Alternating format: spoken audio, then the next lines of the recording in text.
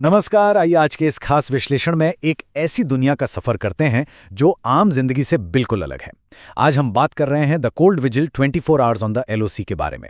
इस एक्सप्लेनर में हम उन जवानों की रोजमर्रा की जिंदगी को समझेंगे जो लाइन ऑफ कंट्रोल पर तैनात हैं। एक ऐसी जगह जहां हर गुजरता दिन एक नई चुनौती लेकर आता है और जहां का सच हमारी आम कल्पना से बहुत परे है। तो चलिए इस पूरी स्थिति को बेहद करीब से समझने की कोशिश करते हैं। हम पूरे 24 घंटे के उस चक्र को देखेंगे जहां वक्त के साथ खतरे लगातार बदलते रहते हैं। सुबह 4:30 बजे की उस ठिठुरती शुरुआत से लेकर 6 बजे की पेट्रोलिंग, दोपहर 2 बजे का अचानक अलर्ट और फिर रात 10 बजे का सन्नाटा। हर घंटे अपने साथ एक नई परेशानी लाता है। कभी जानलेवा मौसम हावी होता है तो कभी दुश्मन का डर। यह सफर बिल्कुल भी आसान नहीं होने वाला है। देखा जाए तो एलओसी पर अस्तित्व बचाए रखना एक दो तरफा लड़ाई है। सोचिए, एक तरफ है एनवायरमेंटल हार्डशिप्स यानी हड्डियां गला देने वाली ठंड और हवा में ऑक्सीजन की कमी, और दूसरी तरफ है टैक्टिकल रिस्पॉन्सिबिलिटीज जैसे दुश्मन के स्नाइपर्स और अचानक होने वाले हमलों का लगातार खतरा। यहां टिकने का मतलब सिर्फ दुश्मन से निपटना नहीं है, बल्कि इस खूंखार मौसम से भी हर पल जंग लड़ना है। तो चलिए दिन के उस हिस्से से शुरू करते हैं जब ये परेशानियां सबसे ज्यादा हावी होती हैं। देखते हैं कि आखिर दिन की शुरुआत होती कैसे है। सुबह के 4:30 बज रहे हैं। जब पूरा देश गहरी नींद में होता है तब एलओसी पर दिन शुरू हो चुका होता है। सूरज निकलने से पहले ही यहाँ का तापमान -10 से -20 डिग्री सेल्सियस तक गिर जाता है। सोचिए, इस ठंड में हाथ पूरी तरह सुन्न पड़ जाते हैं। यहाँ तक कि ठीक से सांस लेना भी एक बड़ा जद्दोजहद बन जाता है। ये सिर्फ एक तापमान का आंकड़ा नहीं है, ये वो फिजिकल झटका है जो रोज सुबह उन्हें सहना पड़ता है। ऐसे हालात में नींद तो आती है, थकान भी बहुत ज्यादा होती है, लेकिन अंतर आत्मा से एक ही आवाज आती है कि देश सबसे पहले है। जब मौसम आपके शरीर को तोड़ने की पूरी कोशिश कर रहा हो, तब एक जवान की यही मानसिक शक्ति और जिद उसकी सबसे बड़ी ढाल बनती है। और थोड़ी ही देर में मौसम की इस मार के साथ एक और बेहद गंभीर चुनौती जुड़ जाती है। सुबह के 6 बजते ही पेट्रोलिंग शुरू होती है। अब खतरे हर कदम पर हैं। दुश्मन की नजर, छुपे हुए स्नाइपर्स और बर्फ के नीचे दबी लैंड माइंस। अब सिर्फ ठंड से नहीं बचना है, बल्कि दुश्मन की निगाहों से भी बचना है। यहां बर्फ में रखा एक गलत कदम सीधे तौर पर जिंदगी और मौत के बीच का फैसला कर सकता है। जैसे जैसे दिन आगे बढ़ता है, इन फिजिकल और टैक्टिकल चुनौतियों के साथ साथ एक बोझ दिमाग पर भी बढ़ने लगता है। सुबह के 9 बज चुके हैं। ये नाश्ते का वक्त है। खाना अक्सर यहाँ ठंडा ही मिलता है, लेकिन कमाल की बात देखिए कि इसकी कोई शिकायत नहीं होती। ये दिन की छोटी सी राहत असल में उन सभी सुख सुविधाओं की याद दिलाती है जो पीछे छूट गई हैं। जो चीज़ें घर में बहुत आम लगती हैं, वो यहाँ आकर एक बहुत बड़ी लग्जरी बन जाती हैं। एक जवान की आवाज में चुपके से ये बात निकल आती है। घर की रोटी याद आती है, माँ के हाथ का खाना याद आता है। ये सच्ची और सीधी सी लाइन उन वर्दी वाले मर्दों के अंदर छुपे आम इंसान की कहानी कहती है। ये हमें याद दिलाती है कि इस बेहद कठोर ड्यूटी के पीछे भावनाओं से भरा एक इंसान ही है। और फिर आता है सुबह के 11 बजे का वक्त, जहां नेटवर्क कनेक्टिविटी बिल्कुल जीरो होती है। अपने परिवार, अपने बच्चों से एक लंबा और चुभने वाला डिस्कनेक्शन। कभी कभी तो हफ्तों तक घर वालों की आवाज भी सुनने को नहीं मिलती।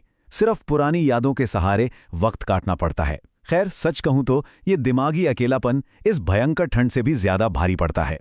लेकिन ये भावुक होने का वक्त ज्यादा देर तक नहीं टिकता, क्योंकि अचानक वही सामरिक चुनौतियां फिर से सामने आ खड़ी होती हैं। दोपहर के 2 बजे का वक्त, खामोशी अचानक टूटती है और एक अलर्ट आता है। एकदम से गोलीबारी शुरू हो जाती है। पता चलता है कि घुसपैठ की कोशिश हो रही है और तुरंत डिफेंसिव एक्शन लेना पड़ता है। डरने या आगे क्या होगा ये सोचने का कोई टाइम नहीं मिलता। हर एक सेकंड कीमती है और फोकस सिर्फ सटीक, तुरंत जवाबी कार्यवाही पर होता है। इन सब डर और अफरा तफरी के बीच दिन धीरे धीरे ढलने लगता है और ढलता हुआ सूरज वापस वही मौसम का डर ले आता है। शाम के 6 बजते बजते हालात एक बार फिर से बदलते हैं। एक तरफ तेजी से गिरता तापमान तो दूसरी तरफ गहरा होता अंधेरा और उसमें छुपा नया खतरा। ढलता सूरज सिर्फ शरीर की तकलीफ को नहीं बढ़ाता, बल्कि आने वाली रात की गश्त के खतरे को भी कई गुना बढ़ा देता है। दिन का उजाला खत्म होते ही नई मुसीबतें दस्तक दे देती हैं। फिर शुरू होता है रात का पहरा, जहां पहाड़ों का सन्नाटा बेचैन करने लगता है। रात के 10 बज रहे हैं। इन विशाल पहाड़ों की खामोशी में एक अजीब सा अकेलापन घिर आता है। खुले आसमान के नीचे बिल्कुल अकेले पहरा देना कोई आसान काम नहीं है। ये सिर्फ शरीर की परीक्षा नहीं है, बल्कि दिमाग की और हिम्मत की एक बेहद बड़ी परीक्षा है। ये वो वक्त है जब अकेलापन अपने सबसे ऊंचे स्तर पर होता है। ऐसे शांत माहौल में एक बहुत ही सच्ची और आम इच्छा निकलकर सामने आती है। काश बस एक दिन की छुट्टी मिल जाए तो घर जाकर माँ को गले लगा लूं। ये छोटी सी ख्वाहिश बताती है कि इस देशभक्ति और कठोर अनुशासन के पीछे जो इंसान है, उसकी ज़रूरतें भी हम सभी की तरह कितनी साधारण और प्यारी हैं। लेकिन दिन अभी खत्म कहाँ हुआ है। रात के आखिरी प्रहर में बेचैनी अपनी धास जमा ही लेती है। रात के 12:30 बज चुके हैं। एक तरफ थकन से टूटता शरीर है, पर नींद आधी अधूरी रहती है। क्यों? क्योंकि दिमाग में लगातार ये अलर्ट चल रहा होता है कि अगली इमरजेंसी कभी भी आ सकती है।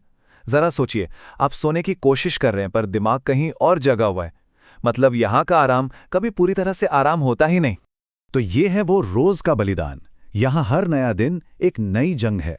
कम हंसना, अपनी जिंदगी थोड़ी कम जीना और सिर्फ अपने देश के लिए हर मुश्किल को सहते जाना। ये एक ऐसी डेली लाइफ साइकिल है जहां फिजिकल और मेंटल परीक्षा कभी भी पूरी तरह से खत्म नहीं होती। इन सभी बातों के बाद एक चीज तो एकदम साफ हो जाती है। जब पूरा देश चैन की नींद सो रहा होता है, तो उनके लिए कोई और है जो ठंड में जाग रहा है।